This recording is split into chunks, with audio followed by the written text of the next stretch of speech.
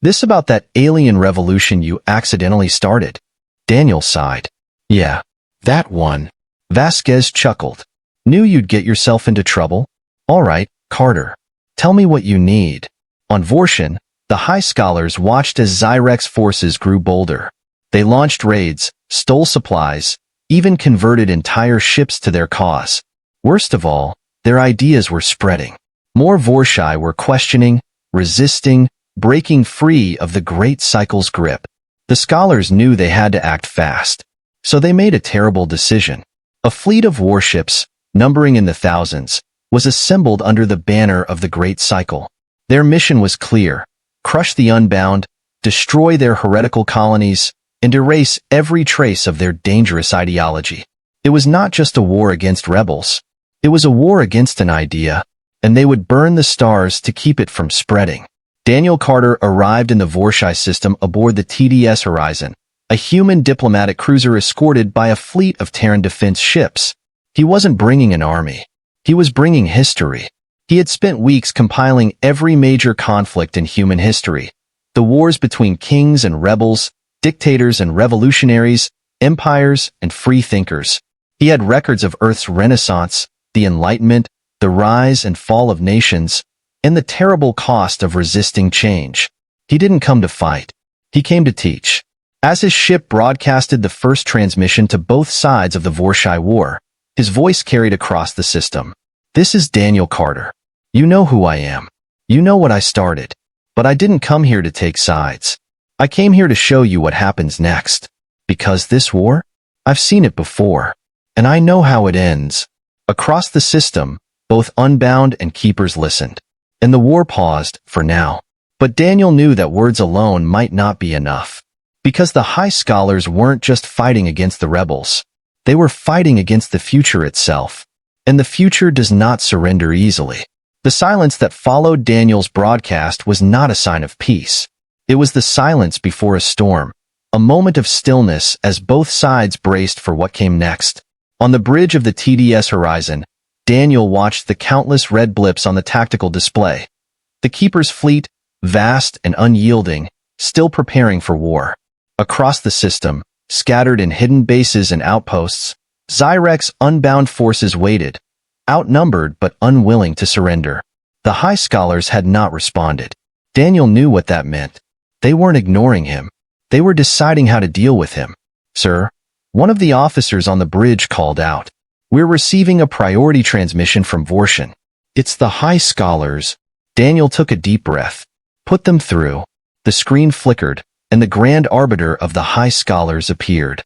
She was old, even by Vorshai standards. Her exoskeleton, once polished obsidian, was now faded and cracked with age. Her three eyes, golden and unblinking, stared at Daniel with something between disgust and curiosity. Daniel Carter, she intoned, her voice like a blade against stone. You are an intruder in matters that do not concern you. Daniel folded his arms. That's funny. From what I remember, teaching was my job. The Great Cycle does not need human teachings. Seems like a lot of Vorshai disagree. Her mandibles clicked in irritation. They have been corrupted. Daniel leaned forward. No. They've been educated. The Arbiter's eyes narrowed. You do not understand, human. Your kind thrives on conflict. You destroy your past to build your future. That is not the Vorshai way. We have survived for millennia because we do not change. Daniel exhaled. Lady, I've seen this before. Every species thinks they're the exception. They think they can resist change forever. But history, our history, proves otherwise. The harder you fight progress, the worse the fall. The Arbiter was silent for a long moment. Then she spoke, her voice heavy with finality. There will be no fall.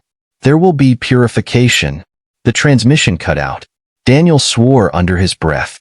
The Keepers were done talking. There, displayed in bold Vorshai script, was an announcement that shook him to his core. The Great Cycle is no more. We chart a new course.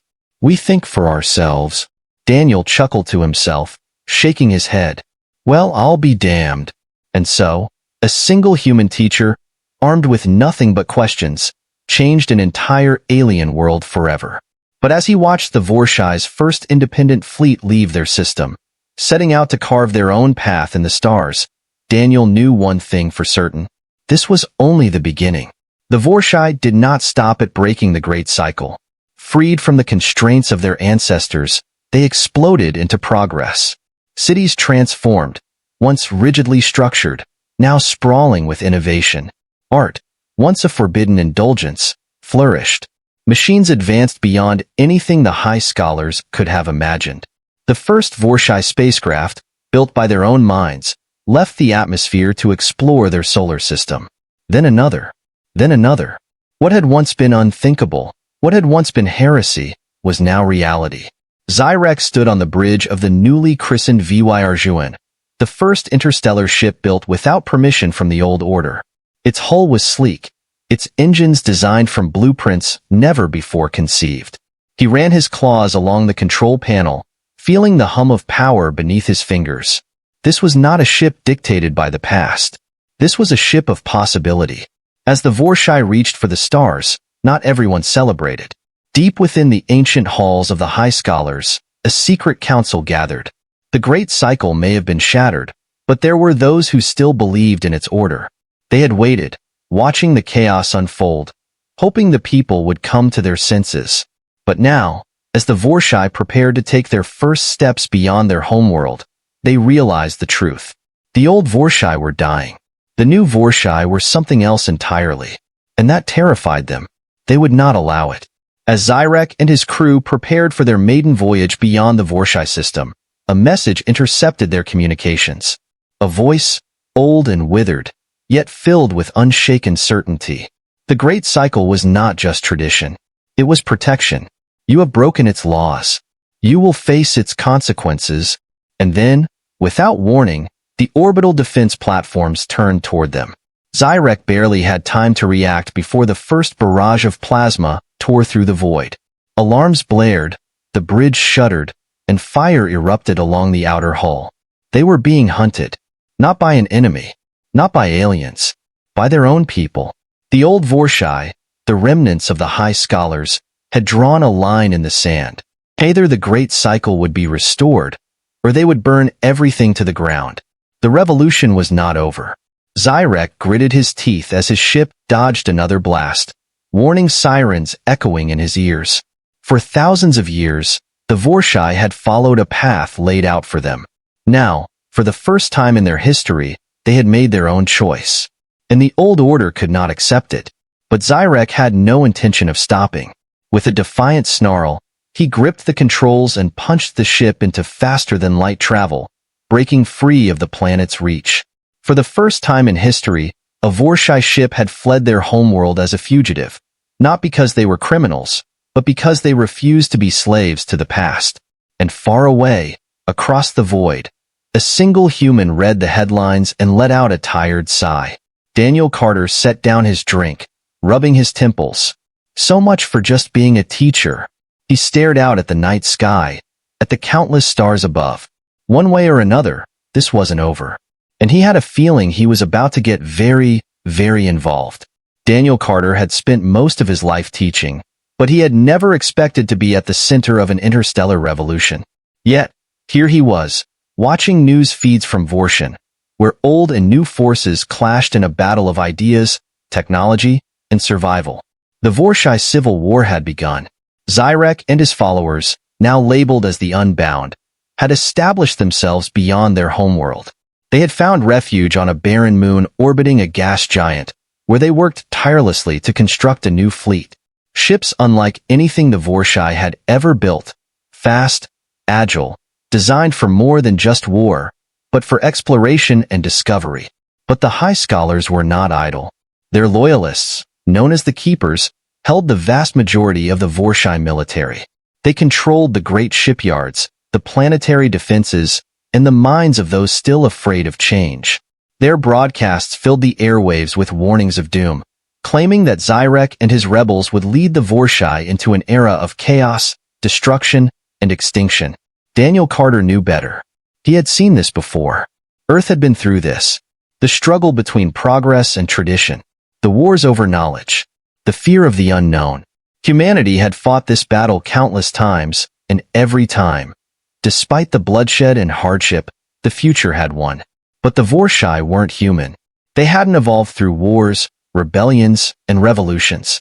Their entire civilization had been built on stability, on the belief that the great cycle was eternal. For them, change wasn't just difficult, it was terrifying. And that's why the high scholars would rather burn their own civilization to the ground than let it evolve. Daniel exhaled, rubbing his temples. He had tried to stay out of it. He had told himself that his job was done, that he was just a teacher. But deep down, he knew that was a lie. The Vorshai had been his students once, and a teacher never abandons their students. With a resigned sigh, he activated his communicator and opened a secure line to an old friend. The connection crackled before a grizzled, scarred face appeared. Admiral Vasquez of the Terran Defense Fleet. Dan, Vasquez said, raising an eyebrow. Haven't heard from you in years. What's this about? Daniel leaned forward, his expression grim. I need a favor, he said, and possibly a few starships. There was a pause. Then Vasquez smirked. And he had just confirmed their worst fear, that the Unbound weren't the real threat. The real threat was him. On the moon of Vyarjuan, Zyrek stared at the message his scouts had intercepted. The Keepers weren't just planning to crush the Unbound. They were preparing a final doctrine, an all-out planetary purge. Any Vorshai who had questioned the Great Cycle would be erased. Entire cities, entire bloodlines, would be wiped from existence. Zyrek clenched his claws. This wasn't about war anymore. This was genocide. His advisors urged caution. The Unbound fleet was growing, but it was still too small to face the Keepers head-on.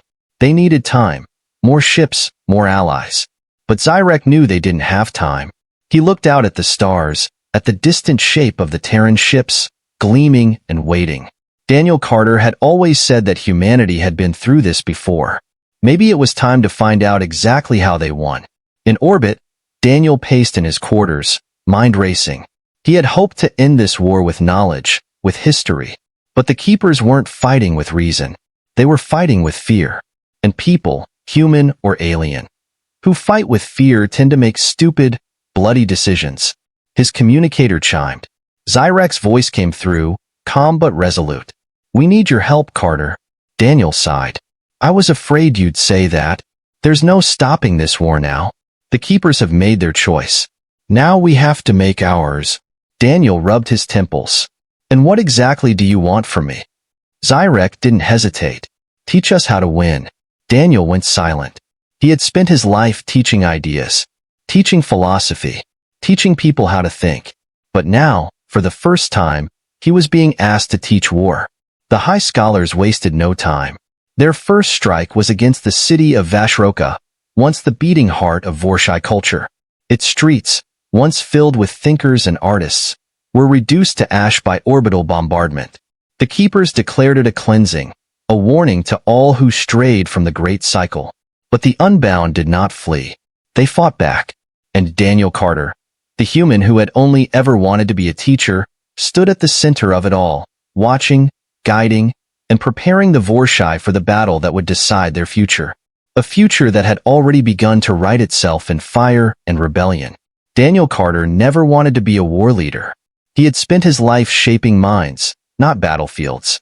But when the Keepers turned their warships on their own people, when they burned cities to preserve their control, when they sought to erase thought itself, there was no other choice. And so, for the first time in Vorshai history, they fought not for tradition, but for the future. Daniel stood on the command deck of the Unbound flagship, the Vyarjuan, watching the battle unfold. Zyrek stood beside him, no longer just a philosopher, now a commander. Below them, thousands of Unbound ships, once scattered and uncertain, now moved as one. The Keepers had the numbers. They had the larger fleet, the stronger weapons. But the Unbound had something far more dangerous. They had learned human battle tactics, guerrilla warfare, decentralized command structures. Everything Daniel had taught, everything the Vorshai had questioned, they had now mastered. The battle for Vorshan was unlike anything the galaxy had seen. The Keepers expected a single decisive engagement, a show of overwhelming force that would break the rebels. Instead, they faced a war they couldn't understand. Their supply lines vanished. Their logistics collapsed. Their grand fleets were drawn into 1,000 smaller battles, each one bleeding them dry. The Unbound struck from the shadows, retreated into the void, then struck again. And for the first time in history, the Keepers felt fear. The final battle was fought above Vorshan itself. The Keepers, desperate, had pulled back to the homeworld, rallying every remaining ship into a last stand. They broadcast their defiance, declaring that even if the Unbound won, they would inherit a world reduced to ruins. Zyrek's response was broadcast across the system. You have ruled through fear for 10,000 years. But today, we are no longer afraid.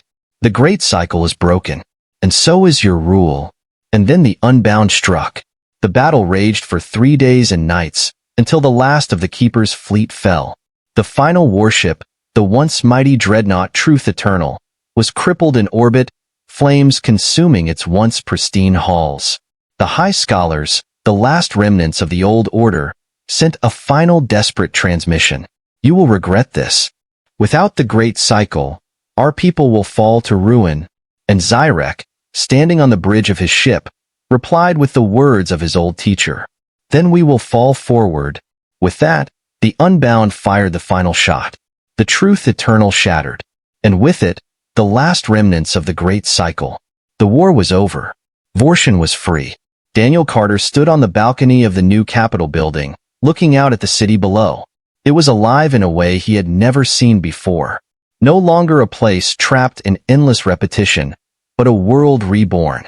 Zyrek stood beside him, silent for a long time. Finally, he spoke. What now? Daniel smiled. Now. He gestured to the stars. Now you build. Now you discover. Now you ask every question you were too afraid to ask before. Zyrek let out a slow exhale. And if we fail? Daniel chuckled. Then you pick yourselves up. And you fail again. And again. And again. Until one day, you realize you've won. Zyrek looked up at the stars, where new Vorshai ships were already preparing for their first true journeys into the unknown. You humans really are impossible. Daniel grinned. Yeah, and look where it got us. The Vorshai had changed. Their world had changed. But the greatest truth of all? This was only the beginning.